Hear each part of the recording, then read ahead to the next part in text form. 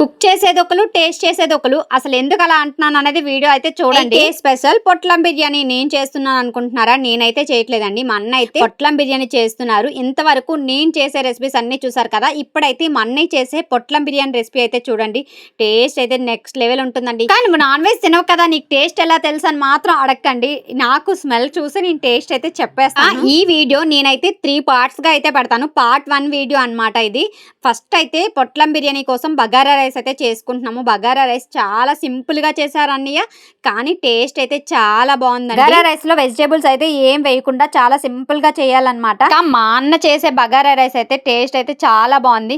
ఇంకా వాటర్ వేసేసిన తర్వాత సాల్ట్ చూడాలి కదా, మీకు చెప్పాను కదా. వంట చేసేది అయితే మా అన్న అయితే, టేస్ట్ చూసేది అయితే శ్రావణి అన్నమాట. ఇప్పుడే కాదండి, ఎప్పుడు అన్ని ఏం కుక్ చేసినా సరే శ్రావణి అయితే టేస్ట్ అయితే చూస్తుందంట. పొట్లం బిర్యానీ కోసం బగారా రైస్ అయితే రెడీ అయిపోయిందండి. చూస్తున్నారా ఎంత బాగా వచ్చిందంటే, పొడి పొడిగా అసలు చాలా బాగా వచ్చింది. చాలా మెత్తగా ఉంది కూడా. కంటిన్యూషన్ వీడియో కోసం వెయిట్ చేయండి. అలాగే వెళ్లే ముందు లైక్ చేసి వెళ్ళండి.